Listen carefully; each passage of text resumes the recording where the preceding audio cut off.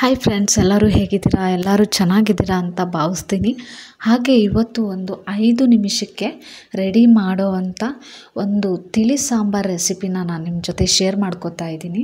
ಇದನ್ನು ಬಿಸಿ ಬಿಸಿ ಅನ್ನಕ್ಕೆ ಹಾಕ್ಕೊಂಡು ತಿಂತಾ ಇದ್ದರೆ ತುಂಬಾ ಟೇಸ್ಟ್ ಆಗಿ ಮತ್ತೆ ವಾರಕ್ಕೆ 2-3 ಬಾರಿ ಮಾಡಬೇಕು, ಆ ರೀತಿ ಟೇಸ್ಟ್ ಕೊಡೋವಂಥ ಸಾಂಬಾರಿದು.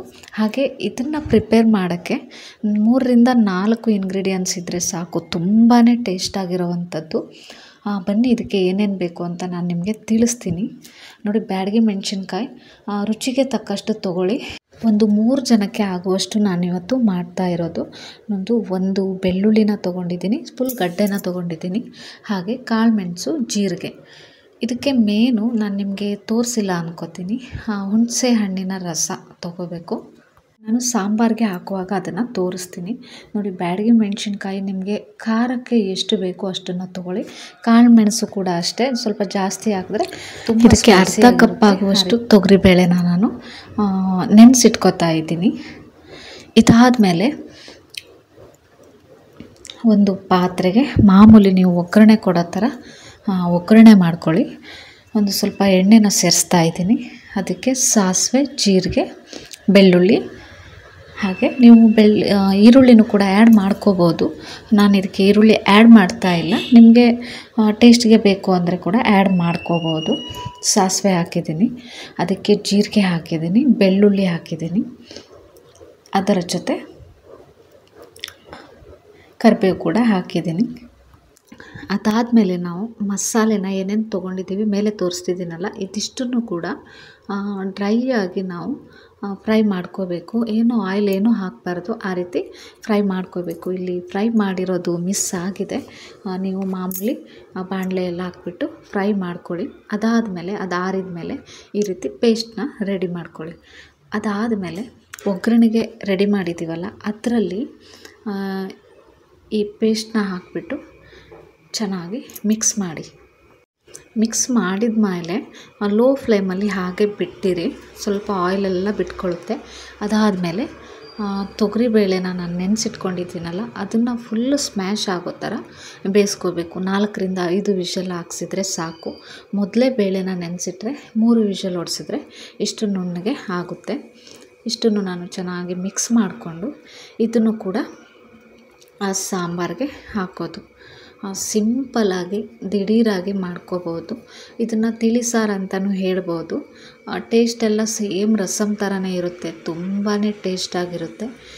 ನಮ್ಮ ಹುಷಾರಿಲ್ದೇ ಬಾಯಿ ಹಾಳಾಗಿದ್ದರೆ ಅಂಥ ಟೈಮಲ್ಲಿ ಇದನ್ನು ಒಮ್ಮೆ ಮಾಡ್ಕೊಂಡು ತಿಂದುಬಿಟ್ರೆ ನಾಲ್ಗೆ ಎಷ್ಟೇ ಕೆಟ್ಟೋದ್ರೂ ಕೂಡ ಸರಿಯಾಗಿಬಿಡಬೇಕು ಅಂಥ ಸಾಂಬಾರಿದು. ನೋಡಿದ್ರಲ್ಲ, ಹುಣಸೆ ಹಣ್ಣು ಒಂದು ಉಂಡೆ ಗಾತ್ರದ ತೊಗೊಳ್ಳಿ.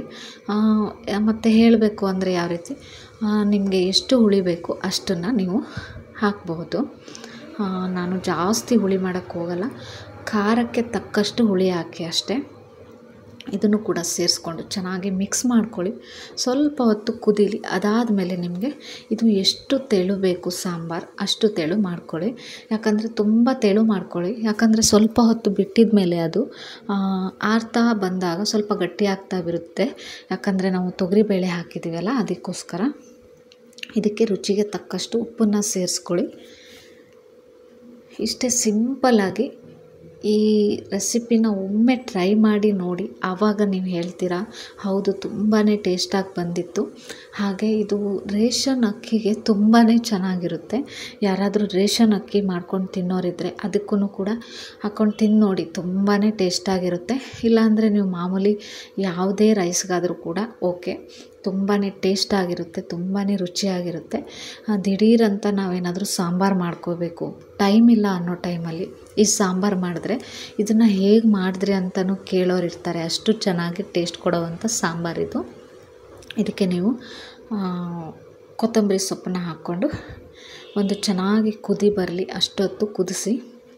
ಬಿಸಿ ಬಿಸಿ ಅನ್ನಕ್ಕೆ ಬಿಸಿ ಬಿಸಿ ಸಾಂಬಾರು ರೆಡಿ. ಇವಾಗ ಇಷ್ಟೇ ಸಿಂಪಲ್ಲಾಗಿ ಮಾಡೋವಂಥದ್ದು. ನೀವು ಕರೆಕ್ಟ್ ಟೈಮ್ ಇಟ್ಟು ನೋಡಿ, ಒಂದು 5-10 ನಿಮಿಷಕ್ಕೆಲ್ಲ ಈ ಸಾಂಬಾರು ರೆಡಿ ಆಗಿಬಿಡುತ್ತೆ.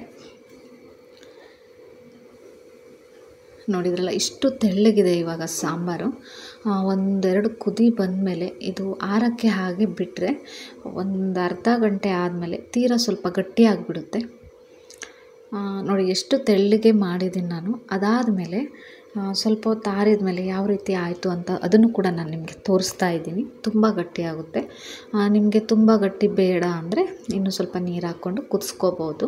ಇದನ್ನು ಯಾಕೆ ಜಾಸ್ತಿ ಹೇಳ್ತಾ ಇದ್ದೀನಿ ಅಂದರೆ ತುಂಬ ತೆಳು ಆಯಿತು ಅಂದ್ಕೊಂಡು ಗಟ್ಟಿ ಮಾಡಿದ್ರೆ ಇನ್ನೂ ದಾಲ್ ಥರ ಆಗಿಬಿಡುತ್ತೆ. ಅದಕ್ಕೋಸ್ಕರ ತಿಳಿ ಸಾಂಬಾರು ಯಾವಾಗಲೂ ತೆಳುವಾಗೇ ಇರಬೇಕು. ಆವಾಗಲೇ ಅದಕ್ಕೆ ತಿಳಿ ಸಾಂಬಾರು ಅಂತ ಹೇಳೋದು. ಇವಾಗ ನೋಡಿ ಆರಿದ ಮೇಲೆ ನಾನು ಎಷ್ಟು ತೆಳುವಾಗಿ ನೀರು ಹಾಕಿದ್ದೆ, ಎಷ್ಟು ತೆಳ್ಳಗಾಗಲಿ ಅಂತ ನೀರು ಹಾಕಿದ್ದೆ ನೋಡಿ. ಇವಾಗ ಎಷ್ಟು ಗಟ್ಟಿ ಆಯಿತು ನೋಡಿ. ಇದು ಇಡ್ಲಿಗೂ ಕೂಡ ಆಗುತ್ತೆ. ಎಷ್ಟು ಗಟ್ಟಿ ಆದರೆ ಇಡ್ಲಿಗೆ ತಿನ್ಬೋದು, ರೈಸ್ಗೂ ತಿನ್ಬೋದು. ಬಟ್ ತಿಳಿ ಸಾಂಬಾರು ತೆಳ್ಳಗಿದ್ರೇ ಚೆಂದ. ಹಾಗೆ ಇವತ್ತಿನ ಸಿಂಪಲ್ ರೆಸಿಪಿ ನಿಮಗೆ ಇಷ್ಟ ಆದರೆ ಒಂದು ಲೈಕ್, ಹಾಗೆ ಯಾರೆಲ್ಲ ನನ್ನ ಚಾನಲ್ನ ಸಬ್ಸ್ಕ್ರೈಬ್ ಮಾಡ್ಕೊಂಡಿಲ್ಲ ಪ್ಲೀಸ್ ಸಬ್ಸ್ಕ್ರೈಬ್ ಮಾಡಿಕೊಂಡು ಸಪೋರ್ಟ್ ಮಾಡಿ ಅಂತ ಹೇಳ್ತಾ ಟೇಕ್ ಕೇರ್, ಬಾಯ್.